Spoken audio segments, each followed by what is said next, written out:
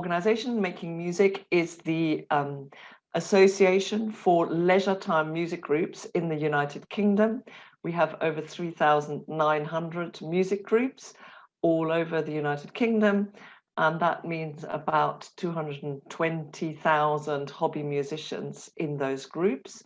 They are small groups and large groups. They are classical amateur orchestras, they are ukulele groups, they are community choirs, choral societies, and anything else that you can imagine that people enjoy doing in music in groups with each other.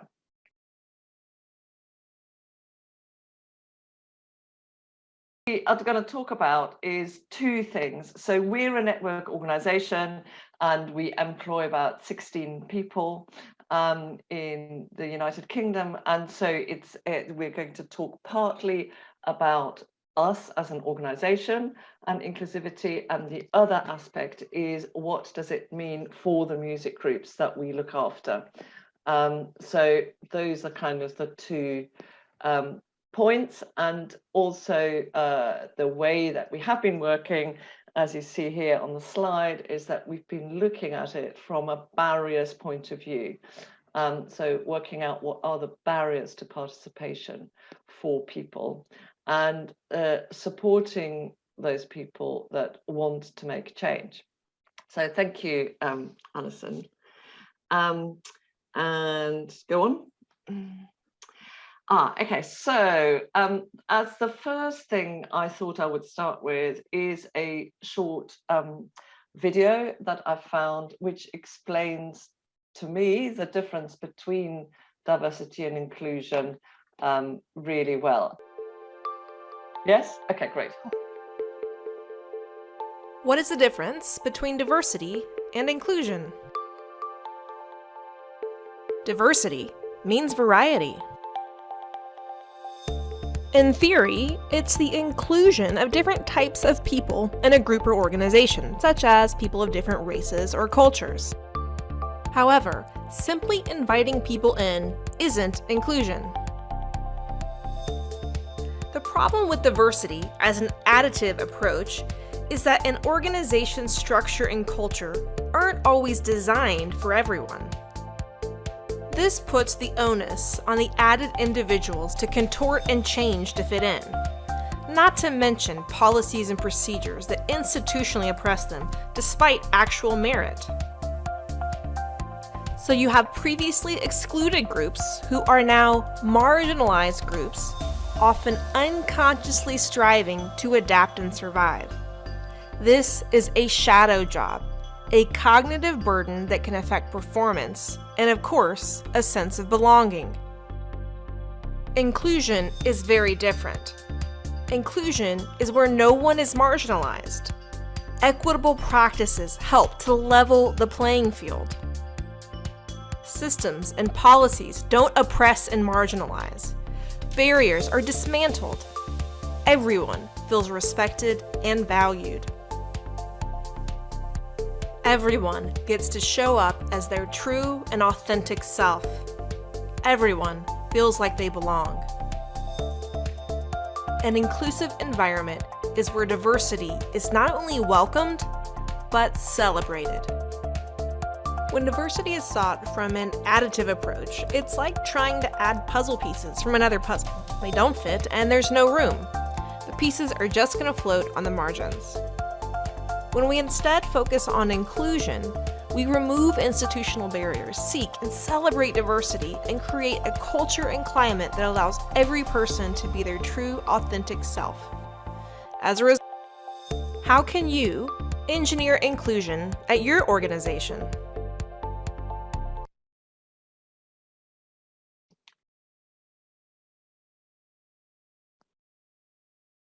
Great, thank you. Alison, would you go back to the slides, please? So I found this very helpful as a little video, because it made clear to me that actually you can't, lots of organizations that we're familiar with invite diverse applicants to join them as staff members or volunteers or whatever. But if they don't adjust their culture at the same time, these people are going to get very upset and feel disheartened and leave. So actually you haven't gained anything. Actually you've damaged everybody, because the people who've been invited in are disappointed and leave, and the people in the organization feel that it's not working, and they're going to find it even harder to change their culture after that. So inclusion is about changing your work culture, which is why, as Jan Willem says quite rightly, it's not just about writing a policy, it's about doing something about that culture. So Alison and I are just here to share our journey of what we've done so far. We are in the middle of it, and so we are looking to learn all the time.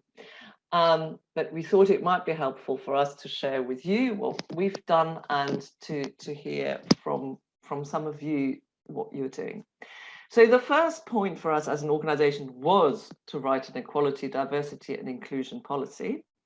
And so the benefits of that is that you are able to write down some principles, and in our case we're a charity, so we are governed by a board of trustees, and this takes the importance of this topic right to the board level, which is one of the things that is important about making it work, is that it is endorsed, committed to, supported from the very top of an organization.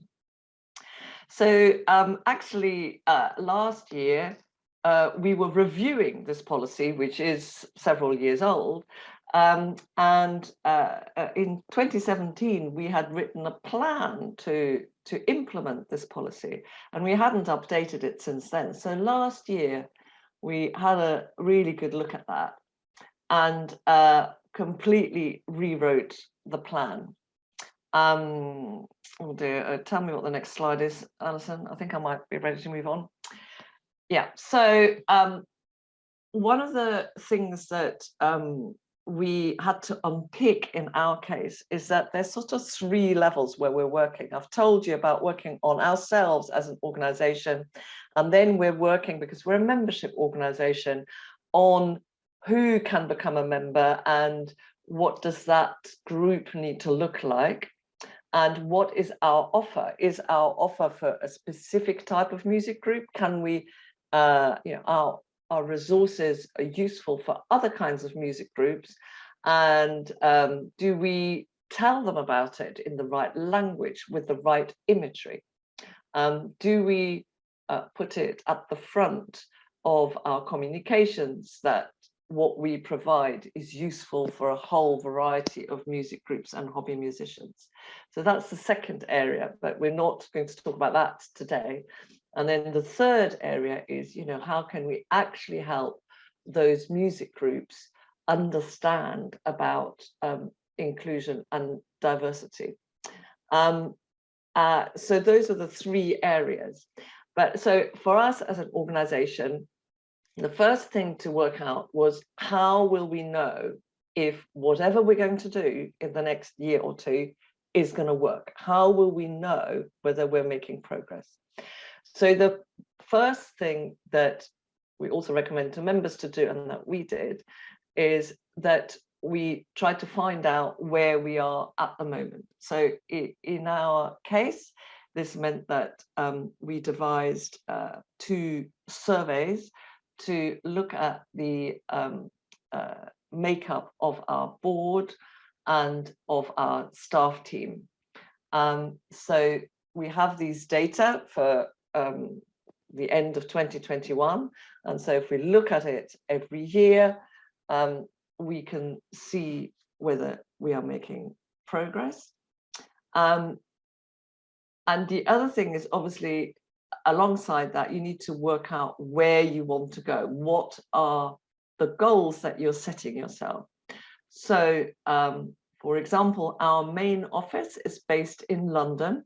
So 13 of the team of 16 are working in the office in London. And so I went and found out about the demographic of London. So it's about 30% of people of color. There's about 30% of people not born in the United Kingdom. And then there's the sort of standard, I mean, as in UK wide, about 20% of the population have a disability or long-term medical condition. So the demographic in London is a bit different to Edinburgh, but seeing that our staff team are mostly from London or the area, we thought that that's what we should aim for. So we looked at what we have at the moment and where we want to get to. So the next step for us in that was to look at our recruitment process for staff. And you might have heard about unconscious bias or even conscious biases that creep in. But so we're not a big organization, so this is all what we can do within our limits. So we changed the application process to be online, and we asked people to, there's different pages to the online form, so you can remove the name and personal details of anyone. The people who are making a shortlist for a job don't see those details. So that was the first step. But I wasn't really very happy after we'd gone through a recruitment process for that, because I could tell that I was still favoring the people who write or speak like me, because that is the natural thing for everybody to do, is to group together with people that they feel comfortable with or that they understand. But actually, if I'm recruiting for someone for a post where the skills are not necessarily required to be mine, or I want to welcome in different voices, then this is surely not a good thing. So this latest recruitment process that we did, taking advice from organizations with lived experience, so this is also really important, is that certainly for me, it would apply that you kind of assume that other people work, think, function like you. This is not the case. So therefore, if you are not disabled, if you are not Black, if you are not from a specific background, then go and ask the people who are. And so we have been talking to an organization called Black Lives in Music here in United Kingdom to get some advice on how we draft our job adverts and what we put in that. And we've also been talking to an organization called Even Break. They are a disability recruitment agency. And so they are able to also give us very helpful advice. So with all that, we decided to ask applicants to, we were still collecting like a letter from them and a page of experience and a page of education. But for the people shortlisting, we would only see a task and a question that we asked applicants to complete. So the first interesting thing is that we got very fewer applications than we normally do for this post. So this post would normally, after the pandemic, have got about 30, 35 applicants. We got 5 applicants. But of those 5 applicants, 4 were definitely worth interviewing. So what it meant is that us who were doing the shortlisting had really good time to look at every single one of those applications. Whereas normally I panic that I miss the good people because I'm trying to read too many applications too quickly and only pick out the ones that speak to me. So here we had, we selected those 4 people on the tasks and the answers to the question, and we invited all 4 of them in for interview. Now, it's interesting that one of them specifically mentioned in her application that she thought the process was quite inclusive, so that's very good.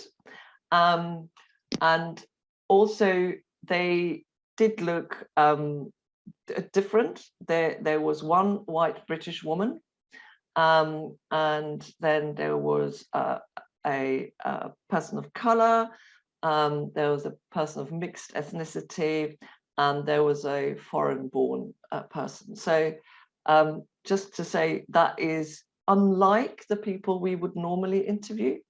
So from that point of view, that was a change. And the person has yet to start that we appointed, but we think she's, you know, she looks great. So I'm just saying this was a bit scary, but actually, you know, it is worth trying these things.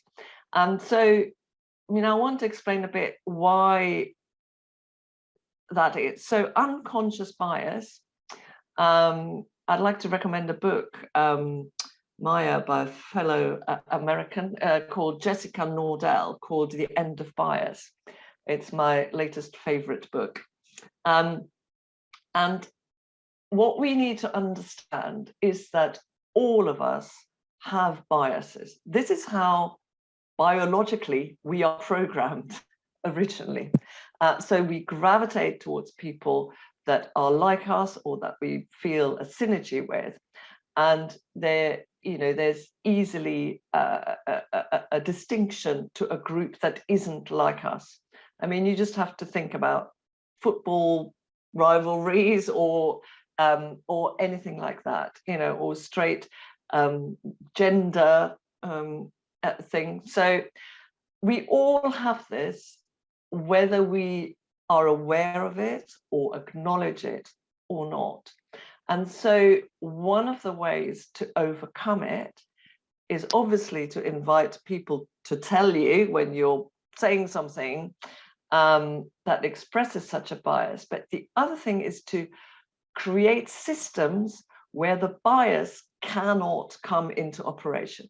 And so this is what was happening with this recruitment, is that it made us look simply at whether this person is suitable for this job. And the other shortlister and I weren't able, you know, our unconscious bias was not able to influence the decision because we had devised a system that cut it out. So I'm just saying that's one way that you can help yourself with that. Anyway, so I think, sorry, you can tell I can go on about this subject for a very long time, but anyway, yeah, you will get a chance to stop me very soon. Alison, yes, so as I said, the example of us wanting to have our staff team reflect the demographic of London. So setting some sort of target or goal is always helpful. So an example that we came across recently, you might be aware in music that very little music by female composers is played in the concert halls of the world. And so, you know, that is something that a music group, for instance, could set themselves as a target. You know, they could make the target something that they feel works for them. Like I said, for example, you know, play 2 pieces of music by women composers in every concert. So setting targets that are specific time-wise and in terms of numbers is helpful, but also that they are something that you can achieve. You don't need to change the world in 1 year, but what you need to do is take a baby step towards that. So moving on.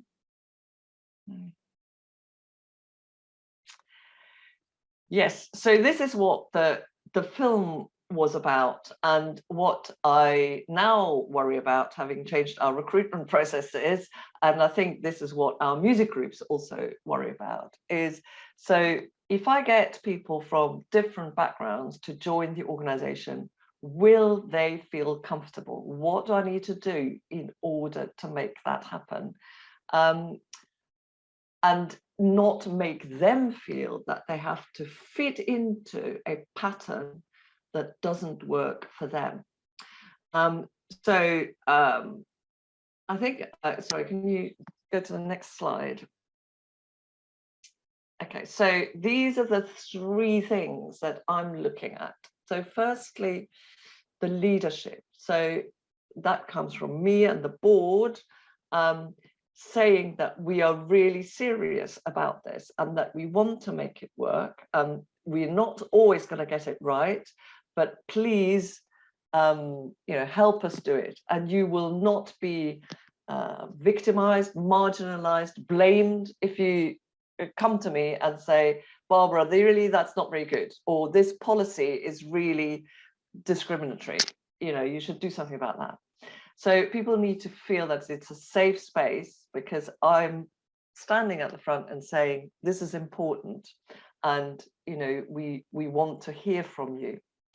So the other thing that I've been told now time and again by people with lived experience is that you need to communicate and foreground your intention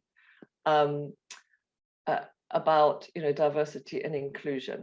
So I'm always very worried about doing that, because I feel, what if I say this, but actually, we're not perfect, we don't do everything right, and so are people gonna find us out? It's the imposter syndrome. How can I say these things when I'm a middle-class white woman? I feel uncomfortable saying that, but I've been told now so many times, I get it, that you need to actually actively reassure people who have been excluded so many times. You need to tell them that this is a safe space, because otherwise, why would they leave their own comfort zone? Why would they come and join your group, join your organization, and perhaps be disappointed or hurt, or end up in a bad situation? So talking about it does help, and also to use testimonials if you have any. So if there's anybody in your organization or in your group already from the demographic that you're trying to target, get them to talk about how they feel in the organization. So that will really carry weight for people of that same characteristic if they're looking to applying or joining your group. And as I was talking about in the recruitment process, fix the system, not the people, because you can to a certain extent fix your unconscious bias, but it's much easier to fix the system so that it can't kick in. And you also, it's about changing processes in your organization. That means looking at all the policies, and making sure that, say, flexible working policies accommodate all kinds of possibilities. Sorry, was that what comes next? Brilliant. Okay, so actually that was me, and that was probably quite long enough. But Alison, we want to stop sharing for a second before you go on? Are there any specific questions?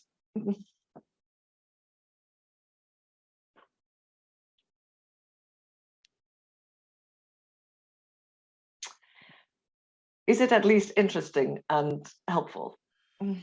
Yeah, it is. No, and it's exactly what you say. Don't try to change people because you can't. So start with the system. Yeah, no, it's a really big thing. Fix the system, not the people. And also to just talk to people. This is something that we're really scared about, or I am speaking for myself, because you think, oh, you know, can I ask stupid questions? Well, yeah, people would rather you ask stupid questions than didn't talk to them at all. So that's something that we have to overcome. But I'm going to hand over to Alison now. Thank you, Barbara. So to explain my role at Making Music, I'm primarily the manager for Scotland, one of the 4 nations in the UK. But a couple of years ago, I took on the role of Access and Inclusion Lead when we were starting to think about improving equality, diversity and inclusion for our organisation. My role is member facing. So I'm speaking to the groups in our membership about that journey that they will go on. So Barbara's thinking top level for all of us, and then I'm looking and speaking to the organisations themselves. So I'm just going to go back to that share. So this part of the presentation for today is about the journey that we are taking with our members, their own journey. So what we're doing to support and encourage them to take action in the same way as we're taking action in our team in London. So to give you an idea of the task there, the kind of groups we support are extremely diverse in themselves.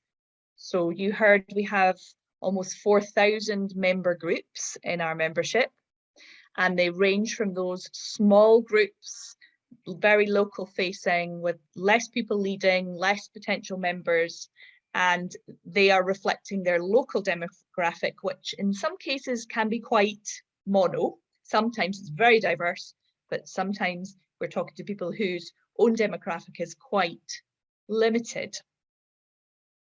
So then we have the larger or regional sized groups. They have more people, they've got more potential for diverse membership and a much wider geographical reach, which means that they are going to have a potentially much wider demographic.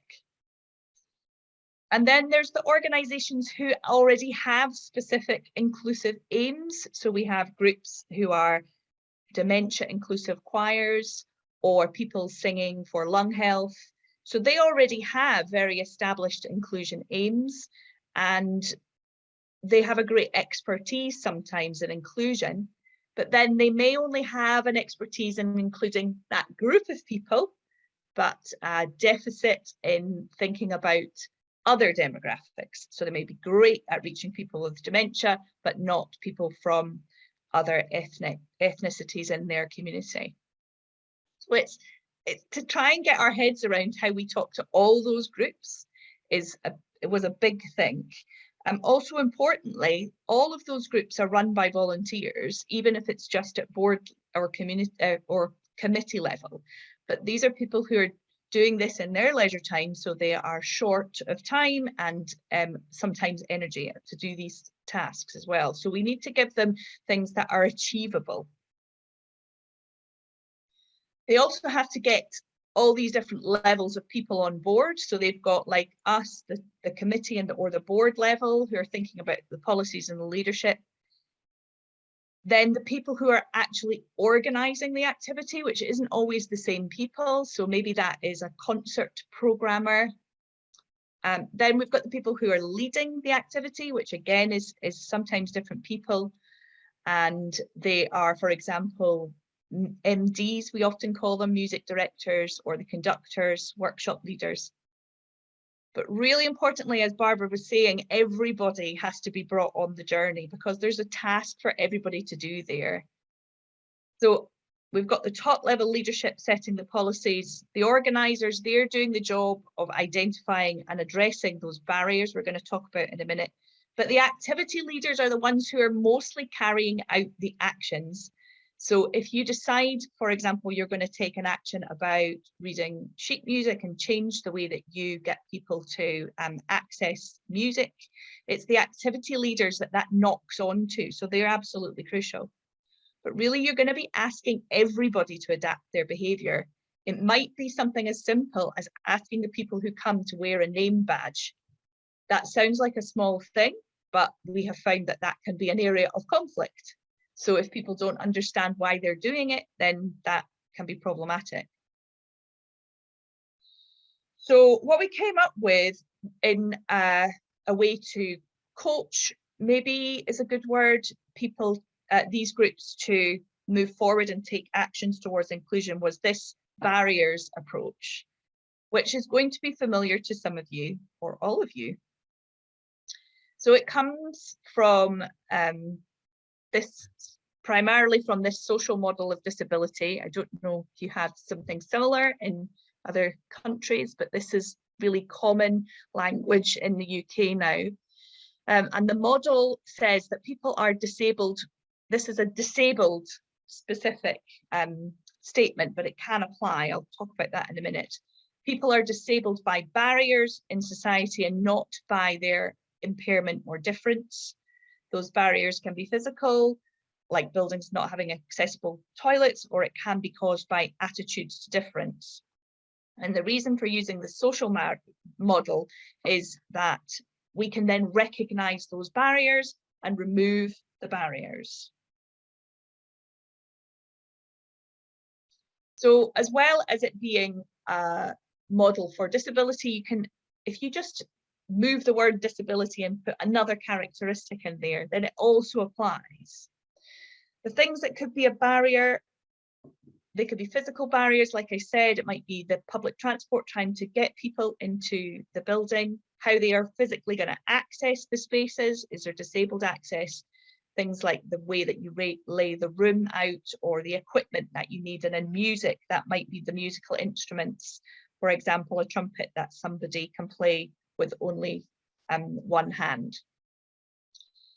There's lots of practical barriers as well. We talk a lot about cost and bringing in people who are on a low income or at socioeconomic disadvantage. Cost is really crucial.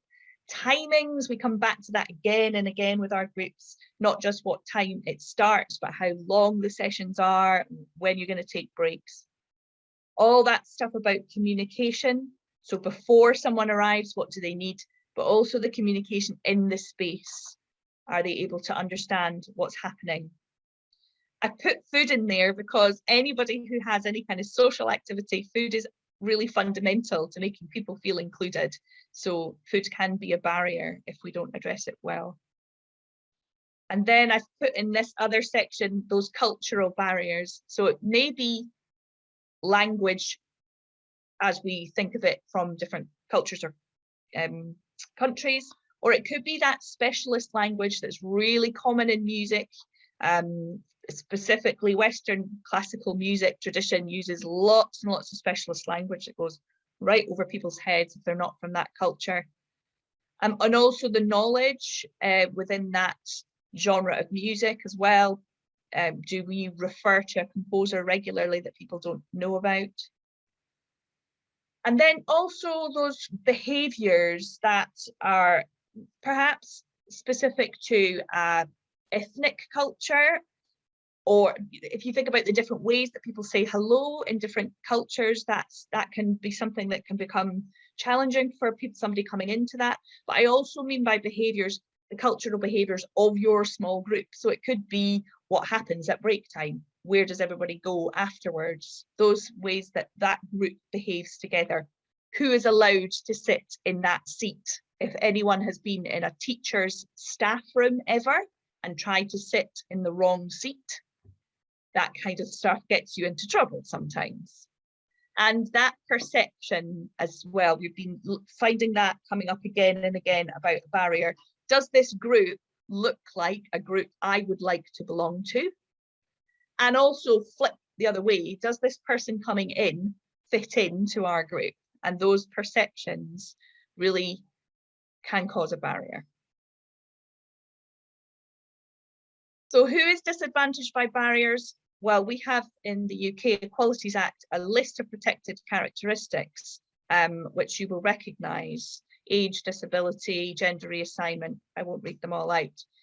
But what we find is that it's easy to get hung up on these protected characteristics and not think about the other characteristics that also might they might be people who are disadvantaged by barriers as well. So one of the top ones of those is low income or socioeconomic disadvantage, to use a longer phrase. Someone with caring responsibilities, not having the time. I've put neurodiversities there as well. Now, certainly in the UK, neurodiversities are included in disability, but that's some quite new thinking. For example, someone with dyslexia to be considered as having a disability, that's quite new thinking. So again, just speaking to our groups about there are some benefits to defining characteristics, but there are some real limitations to that. It can stop you spotting barriers. So here's an example of how I would get a group to look at a barrier. So here is something that looks like it might be a positive thing. We have an information sheet to give people who come for the first time. But why could that be a barrier? What within that is a barrier? Well, if somebody couldn't read it, they're not going to be able to get the information. And then you can see how that's a barrier for lots of different characteristics. So someone who is visually impaired, someone who is dyslexic, someone who doesn't read English, or even someone who can't hold the sheet that you give them, that's going to cause a barrier for all of those people. This is a cultural one we use for music.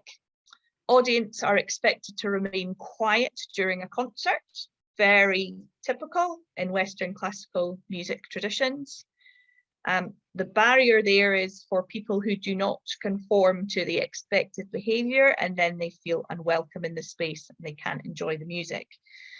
So that could be a barrier for someone who vocalizes involuntarily, for example, someone who has Tourette's syndrome, someone who can't sit for too long, or just someone who is new to Western classical etiquette. They just don't know that that's what you have to do.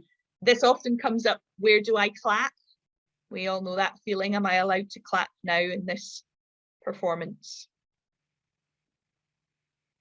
So really getting people to think about why you would focus on the barrier and not the characteristic. It's so that you can take action. You can do something about that barrier. You can't change that person's characteristic or the situation in their wider environment, but you can change this barrier for them in your environment. Also, you can be really specific about the barriers you address. So our groups are often very small, very under-resourced. They can't change everything for everyone. But if they are trying to find one barrier for one person, then they can just do that job, take that step.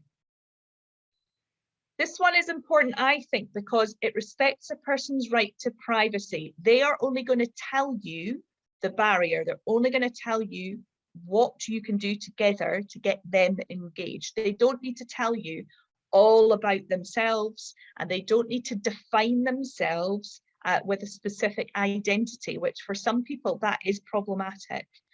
I was actually talking in our meeting this week with a parent of a child with a disability, and she's been engaging him in main offer, I would say, music activity for 15 years, and she is fed up with intrusive questions, she said, about what his life is like, and also what money he gets, what can he pay for, and she said it's too intrusive. And really importantly, it's allowing the person experiencing the barrier to have the control over their own environment. So we're not sitting in an office deciding what their experience is going to be like. So how do you find out about the barriers? Ask. It's just asking, and asking the people who are going to be coming along.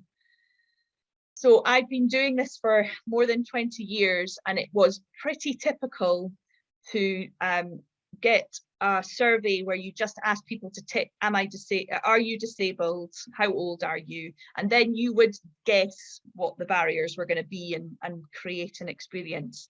That we really moved away from that now. We must be asking people specifically. We ask 2 questions when we are inviting people to take part in our activities at Making Music. Are there any barriers to you taking part fully in this activity? And what adjustments can we make to enable you to take part fully? So what can we do? And like Barbara said, we put that explicit statement right there at the top of the page. We are committed to make sure everyone can access our events and feels included. So they can see that we are serious about the task. You might sometimes need to ask focused questions, and you can see on the right hand side, this is a typical one for music making, is that we know that reading sheet music or musical notation is a barrier for lots of people. So there are some solutions that our groups have already found, so we can ask specifically to people to surveying them in advance what they would need. So here is some examples. Provide a large print version, provide a digital copy, provide an audio recording, or support to learn to read music. And the one on the left-hand side is really typical, and you'll all recognize that one about dietary requirements. And that's become so standard now, we don't even think about it, but really it's a way of removing a barrier for people to take part. So when are we going to ask these questions?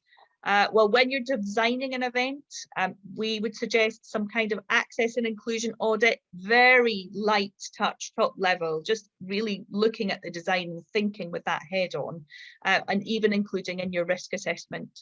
You could assign somebody that role or have a subgroup to do that role. But this is where our groups might need to consult some experts as well. So those people with the lived experience or an organisation who supports those groups. But a bit of empathy and imagination, and that goes a long way. Asking people in pre-attendance surveys, so if they're applying to be a member of the group, that's often the way our groups work. Anytime you are putting out a welcome email, you're very welcome, please tell us what we can do to support you. And for people who are organising concerts, we suggest it goes on whatever ticketing site they're using.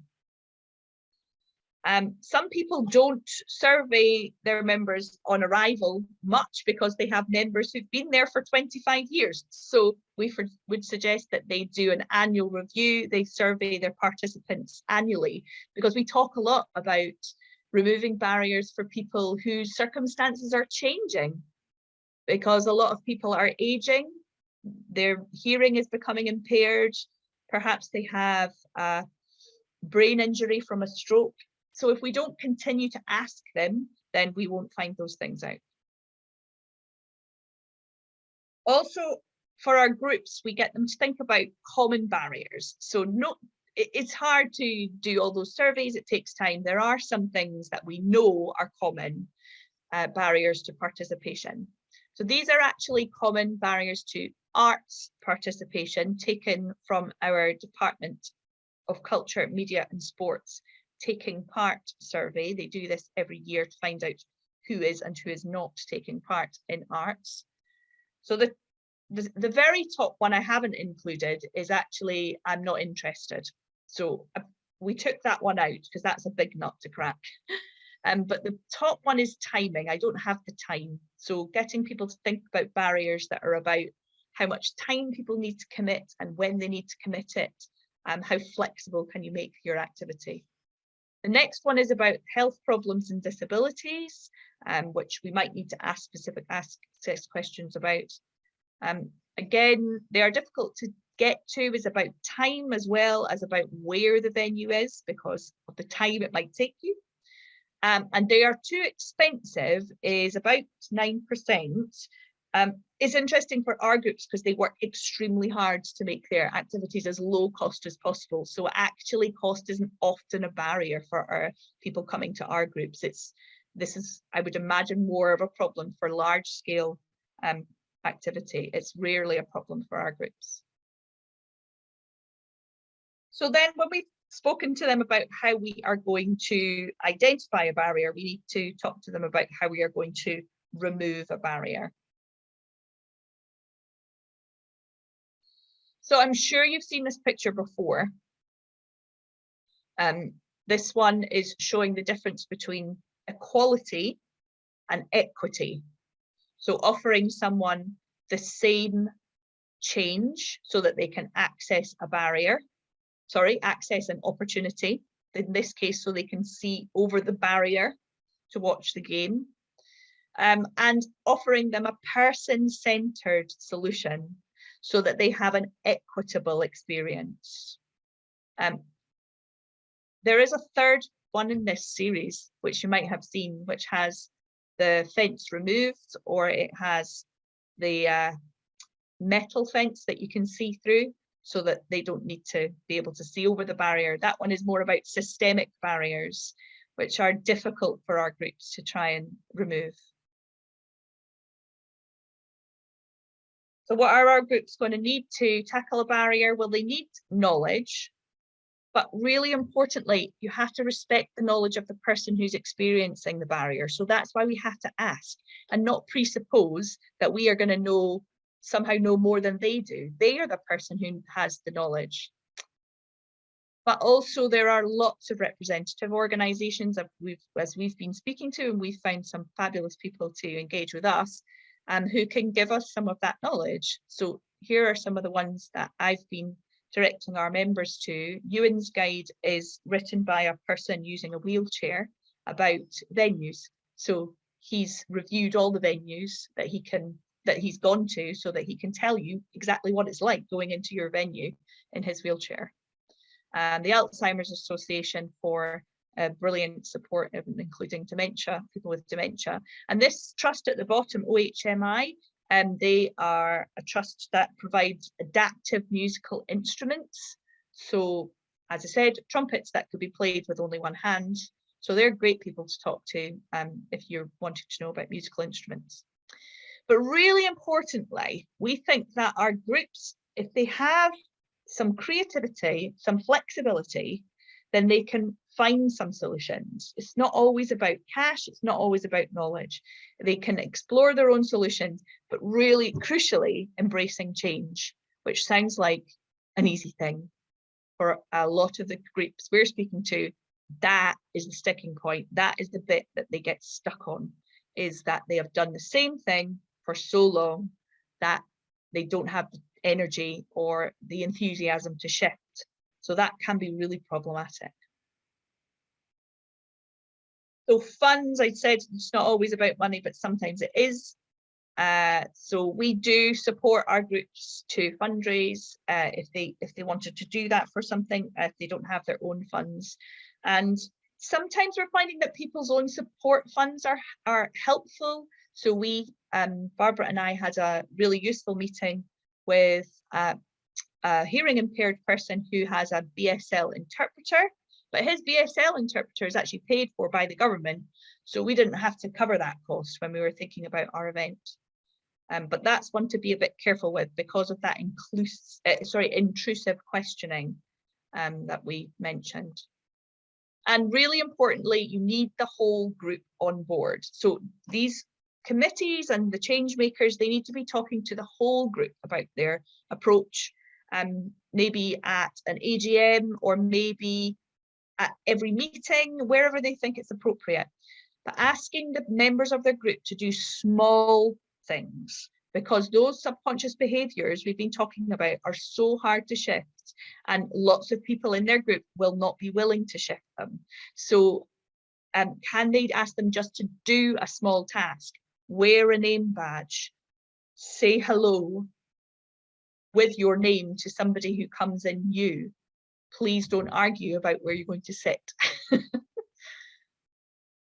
So let's go back to that barrier that I mentioned. So if you have an information sheet to give people who come for the first time, and that was a barrier, here's some solutions. In that pre-attendance survey, the person tells you that they use a screen reader, so you give them the digital information. Or you just start it as a whole new protocol, send the information as a text document with a welcome email so that people can make their own adaptations, and technology is absolutely fantastic. Smartphone can read it out to you, can translate it into your own language, can make the text big enough. But maybe you just do away with the written information and have a human being meeting somebody at the door, that person who can share the information and answer the questions. So just as Barbara was saying, what can our groups do to change their systems to be inclusive? They're not big things, they're not difficult things, small steps.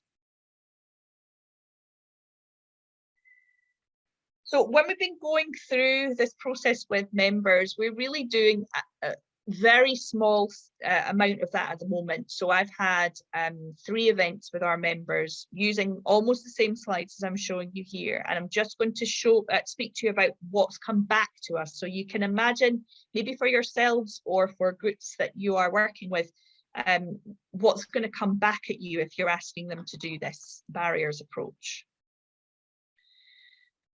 Importantly, we're getting them to think about inclusion that works for everyone. So although we're talking about specific barriers, it's this idea of making everything in your environment as inclusive as possible. This phrase was said to me by a teacher who works with children with autism and dyslexia this week. She said, why build steps when a ramp will work for everybody? So can groups build entirely inclusive spaces, which would include inclusive communication, and for us, inclusive practice in music making? That's the third thing we're needing to coach on and support on. Our groups need resources, so information that we can give them. We know that they need access to experts sometimes, so we've been organising that for them where we can, so providing links to expert organisations, but also we've been having conversation events where we bring an expert with lived experience to our members, and they can speak to them and ask them any questions, a safe space. But also the peer support, I think, is really important. So when I brought the members together to talk about this, they really like to get the backup from another member in another group doing the same thing as them, because change making is icky, it's hard, it's stressful, and to get the support from their peers doing the same thing, really fundamental. I see our role as easing the anxieties, because change makers are anxious. There's a tone of debate. The Twitter debate style makes people anxious. There's something in our media and the way that people talk to each other culturally at the moment, culture wars, you might like to say, that's quite adversarial. It can be quite explosive, and for somebody trying to make change, they can be anxious about that, made anxious by that tone. Often they pick up guidance that's not suitable for their size or resource particularly. So as I said, small groups, small amounts of time, small amounts of money, we can't guide them in the same way because they just don't have the opportunities to do that big change stuff. They're very anxious, a lot of our groups, about losing the unique character of their group. So you will all in your own cultures have a type of group that has a very long history and has always been very similar. So I give the example of Welsh male voice choirs. And a typical question that comes up is, does that mean we need to include women in the male voice choir now? Which sounds naive, but it comes back to us. But that goes into all different types of groups, particularly groups that have to audition or have a set skill level. So you have to be able to play to a certain standard. There's often differences of opinions of the leaders. So a group last week was telling me that one leader wanted to have auditions to keep the standard up, but the other leader wanted inclusion to be more important. So they were really clashing there. We do get some anxieties about legal implications. Occasionally you get very high profile stories about discrimination cases, and that always makes people anxious that they're going to somehow get into trouble. One group asked me this week, if we make a change that then discriminates against somebody else, will we be falling foul of the law? So it's not always, but we need to be aware that our groups can be anxious about that.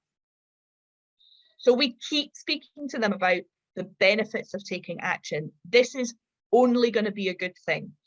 For us, encouraging recruitment and improving retention is the big message, because our members are always worried about the size of their groups. Are the groups falling away? Especially now post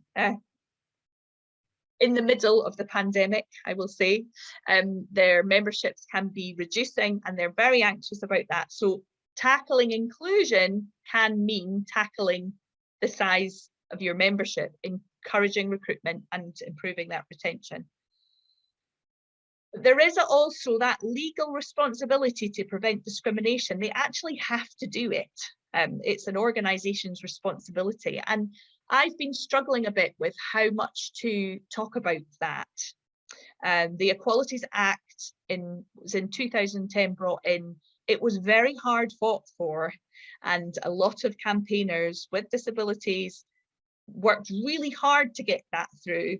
And I think I struggle a bit with just saying we don't need to worry too much about the legalities, because actually we do, and it's there for a reason. But really importantly, we speak to our groups about everybody benefiting. Everybody in your group will get something out of this, because it's going to affect everyone in the space, going to be a nicer place to be. And it also might be your family, your friends, your neighbours, other people in your community that we're including. So it's for you, it's not an imposed thing. Again, something that's in our law, which I think is worth pointing out, is this reasonable adjustment. Again, we don't want to get too hung up on the law, but people are only expected to make an adjustment that is reasonable for their group. And I think reminding people that is really important. Is it practical? Is it affordable? Is it actually going to do the job of removing the disadvantage? And can it create a barrier for somebody else? That's in the law. We also talked to them about those red lines, those absolute things that they cannot bend on. And it's often about the character of their group. So the male voice choir will never want to let in women. That's a red line for them. Or this standard of playing might be a red line. You can protect the character of your group in law. It's about, you can't additionally discriminate. So it's okay to say that everybody has to play to a grade 6 standard, but something some groups have been thinking about is having blind auditions, so that you can't see the person's ethnicity or gender as they're auditioning. So that bit of the bias is removed. So, but what about those auditions? How can you turn them into pink lines? Well, you could suggest a skill level, we suggest, rather than a grading level. So say it's typical grade 6 or equivalents. And can they submit an audition video rather than give a live audition? For some people, the pressure of the live audition is too much. Also, what can the group do to support those people who are not quite there to upskill? That could be your role. If you don't have enough people coming forward at that higher skill level, you might have a job of work to do to bring people up. So can you start a beginner session or upskill people somehow? And then if people are becoming overwhelmed, there's so many things to think about. I get them to think about just one thing. And what happens at the very beginning of your experience with this group as being the fundamental place to start, because that is what is going to get someone through the door. But also, as Barbara was saying, if they come through the door and they walk straight back out again because they don't feel like they're welcomed in, then that's no good. So we get them to think about those things, asking about the barriers in advance, as I have already said, and then make the adjustments that they ask for. Don't just forget about that. The welcome packs, to include things like what you should wear, what you should bring, as well as things like where it is and what time it is, all the things about socializing and the other things that make people part of a group. For groups who are organizing concerts, really clear access information about how you get somewhere, how you get in and out of the building. I think it's really, really important to have a person to welcome people at the door. And we also talk a bit about if you are a group who is offering more support, something called a This Is Me sheet, which just gives more detail about what a person needs when they come into a space, but also things like what they like, what they do in their other parts of their life, if they've got family members that they want you to know about, so that you get to know the person before they walk in the door. And for someone with dementia, that's come from the Alzheimer's Society, that's really crucial. Okay, so that was a lot of slides because I wanted to show you really what we've been saying to our members. Those are the slides that I've been using with members. I hope you find that useful, but I'm wondering if it would be useful to keep our mind on barriers. If you could think in the context of your own work, if there is a barrier to taking part in an activity that you have organized that is jumping out from what I've been saying, is there something that you can see that's a barrier to any activity that you are organizing? I mean, practical activity.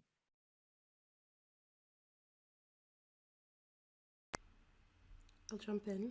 Mm-hmm. Well, as we have seen in the last 2 years, the rise of online or hybrid events now has in some ways made it more accessible for more people to attend online events, but a lot of the actual accessibility within these events has, I have felt, has increased. So things like having live transcription, which I know things like Zoom and other video conferencing have kind of had to speed up with these services that haven't been available before, and now they are available.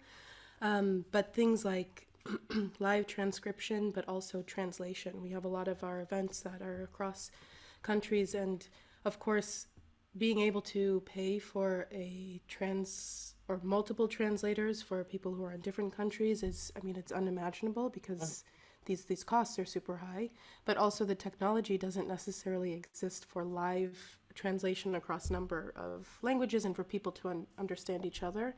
So then, of course, we defer to English, which I know in a lot of ways this is how things work for pan-European events, but it also means that a number of people who otherwise would have great contributions don't have the opportunity to really contribute and do so in a way that feels inclusive. So I'm seeing this come up time and time again, and of course you can find little workarounds here and there, but I see this as a huge barrier that I have not yet found a solution for. And things, I mean, even things promoting events, we're not really using, I mean, I think now on Instagram you can include descriptions of the images you are using so that people who are visually impaired or people who are blind can actually get the content from what you are posting. And I think more and more social media allows us, especially if we don't necessarily have these types of policies written up in our social media planning, our communications planning, to make it a little easier to understand this is necessary. But I also see that for those who are running communications, such as myself, this becomes something that is not prioritized unless we are having maybe a more institutionalized conversation about this. So the more that we are working online and expected to engage with people online and not in a physical capacity, I think there are some barriers that I feel for myself.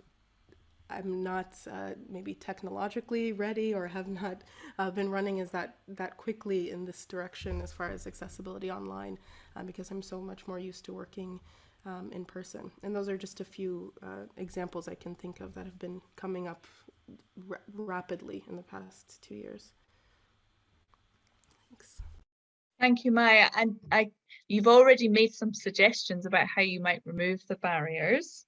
I wonder if, from what Maya's saying, if anybody has any other solutions, but before you suggest them, I think what the technology has been amazing. And I think a lot of what we've noticed for our members and for ourselves is that the technological solutions are becoming quicker and more accessible and often free now as well.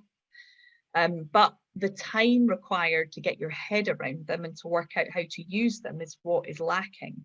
So what you're saying is can you build into your structures and your systems the time to work those things out?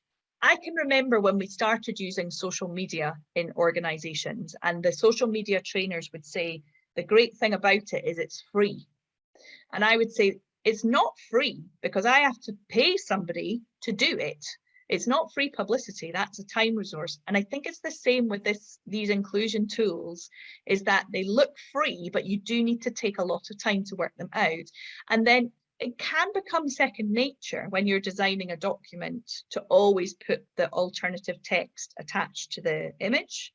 Now I've noticed that the software prompts you to do it as well. I dropped that image today into the presentation and the software said, what alt text do you want to put on this, which is great.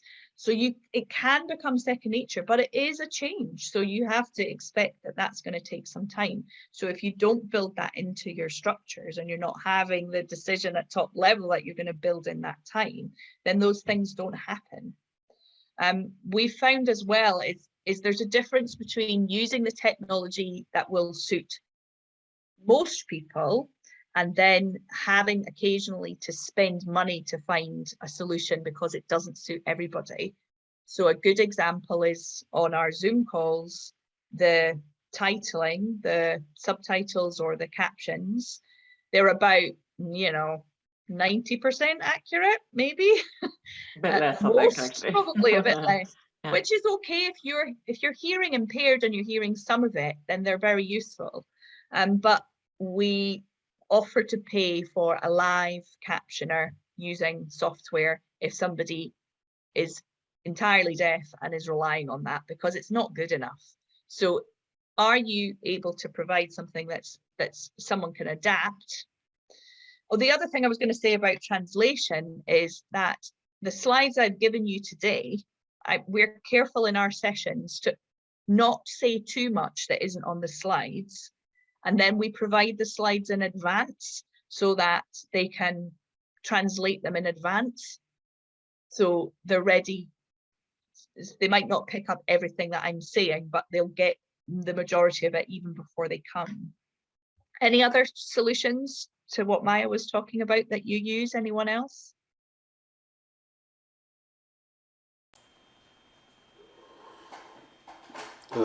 Well, maybe just in addition, in the Netherlands we have the code diversity and inclusion. That's also quite helpful. So it's full of definitions, starting points, policies, and it's not just about ticking a box. Now we're inclusive and diverse. No, we have to work on it, and you have to evaluate it every time and talk to each other. How are we doing? We're still on track, etc., etc. And I think that's also helpful to have. I'm not sure if you have a code in the UK for that, but they developed it especially for the cultural sector, and I also use it for European projects because there's a lot of cultural differences between the partners, as Rachel knows. For instance, I just set up a project with, for instance, a Finnish partner and a Hungarian partner, and they have total different starting points. So it's good to have one beacon, one code to refer to and to use. And I find that very helpful, and I can send it to you. There's an English version as well. Yes, please. Even put it, if you have it, in the chat so everybody can see it. I think that's really important, is the reflecting part. And if you build it in, then people are not so anxious about having to make change quickly. Like, you understand that every year you've done something, but you're still got to keep moving. And so we do that with a group suggestion as well, is that you build in an annual time to talk about it openly, to see how you're going on the journey. And small steps are valuable. It doesn't need, it can't be everything all at once. It's a big shift sometimes, but take the time to notice the small things.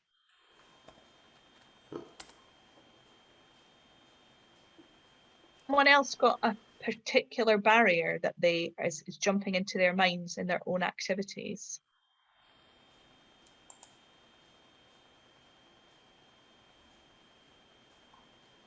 Or anything else you wanted to feed in now into the chat, or something that you've noticed or been considering? Maya can. Oh, Amanda's come off mute. Amanda, do you want to come in? Hi, yeah, sorry, I was just actually wanted to make a comment about the assumptions thing, which is going to be really my big takeaway, I think, from today, because yeah, I think always we make assumptions about what it is that people need when they're attending our workshops or our activities. And yeah, we really do need to take a little bit more time, I think, to ask the question. But we have a specific situation, I think, here in Denmark, when we put things out, either in Danish or in English. If we put it out in Danish, then the Danes come. If we put it out in English, the English speakers come. But we had a really interesting situation on one of our recent workshops where we put something out in Danish, and a lot of English speakers came because they were really keen to kind of break that barrier, really, and come along and learn the language. So I think, yeah, I think it's just really interesting, the whole we assumed that if we put it out in Danish that the Danes would come, and actually we got more kind of English speakers as well. So I think you can never be sure, you know, who you're going to get coming along, even if you put something out in one language or the other. Or so we try and put everything out in both now, and then we just wait and see who's coming and who are you, and we just accept who is there on the day. So yeah, it's just an interesting observation there. That's great, Amanda, but it's also about, if you think that that's going to happen, do you have to build on an extra resource to deal with that? So you know, might it be that you need to have you know, a good volunteer translator on hand just in case? Yeah. So, we do always try to have somebody that can translate for us as well. Yeah. So I mean, one of the things that does come up, and that Alison and I came up against very quickly, is, you know, you have to commit some resources, not just time, but money to these things. Now, so people always go, oh, you know, I haven't got the money to do that. But there is a very strong business case for doing this, you know. So I know cultural organizations want to just do it because it's ethical, but actually there is a case for your business. So there's two aspects to this. One, if you keep recruiting and then people leave because they're not happy, if you think about it, you know, that costs you money. It does for me. I've worked out that recruiting someone is the equivalent of losing, you know, sort of 6 months of their salary. Because by the time I've advertised, I've interviewed, the amount of days we put into shortlisting and interviewing, and then they need to be trained up and all that. Yeah, so actually it's maybe cheaper to build a ramp to the front door, right? So that's one thing. And then the other thing is that if you only have people in an organization that all think the same, well, nobody's going to challenge you ever. You know, and therefore, actually, are you going to come up with the best solutions? Probably not. It is much better to have a very diverse group of voices in your organization. So again, that is something that I need to make clear as a leader, that actually you are allowed to say, you know what, Barbara, that's a really crap idea. And, you know, I've got a much better one. Because then either my idea is so good that I am forced to articulate it, and then you will understand, and it might come out as a better idea, or I need to make clear as a leader, I'm perfectly prepared to accept that your idea is better than mine. So challenging because someone's, you know, viewpoint is different, someone's brain works differently.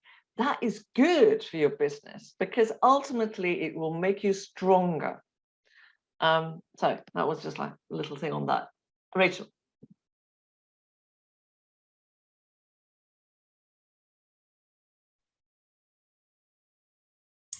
Hello, thank you.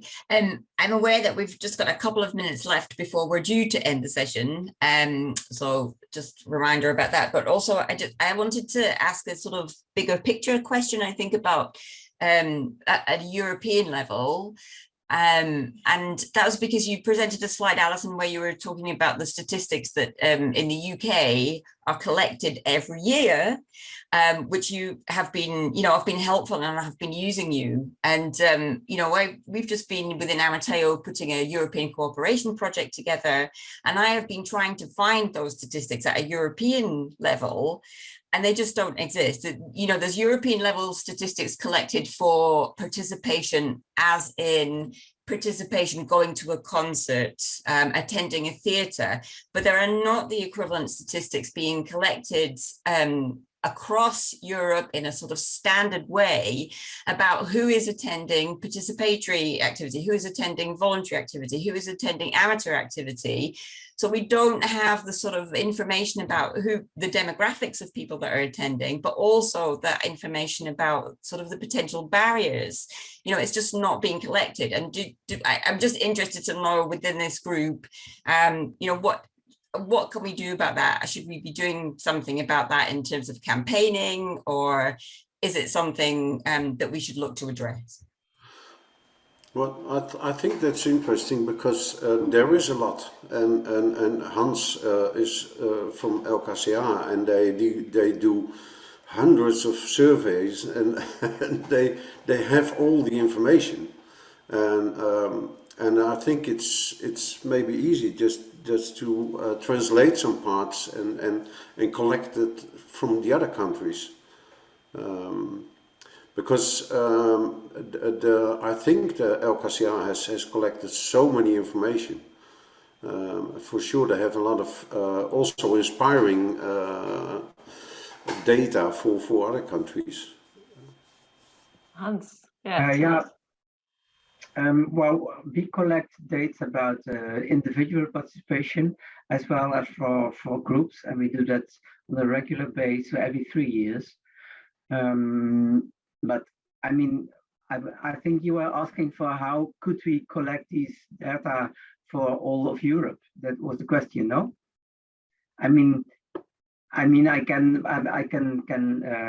send you these ways of how we research these. Of course, so it's about the method you can have, maybe, but maybe Pete, you have already sent it to you. I don't know. Okay, that I can send you. I can send you a link. But the question about how we do this on a European level, that's well, I think that that's interesting, but it's also complicated because we should be able to know well what how do we get together to collect the same data in every country. I mean, do we agree about it? Is there some European standards, so to say, about collecting these data? What is important? I really don't know. These are questions I don't know. I have no answers, but it could be a very good thing for Amateo to look after. Yeah. Yeah, it would be a big thing. Sorry, Jan Willem. No, I think that's a nice task for Amateo, because I think it's the role of Amateo to take the lead in these kind of things. So a nice task for a new general secretary. And just to say, myself.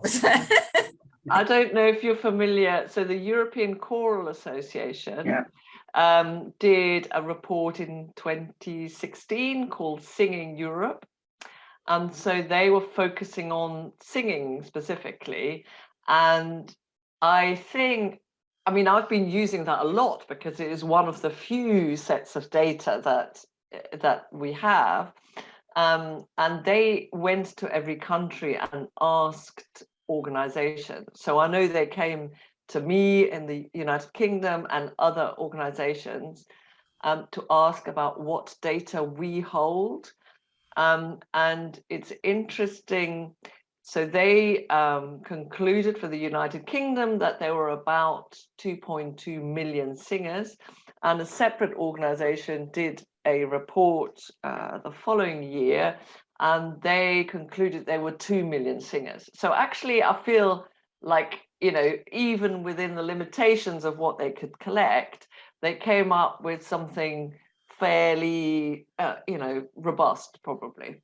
But you know, it'll be an even larger task if you're looking across all sorts of art forms in all sorts of countries. So no, I think it's great, but I'm struggling to have this information even in the United Kingdom. This taking part survey that Alison references, they have now changed the criteria, so it's not going to be in this format again in future.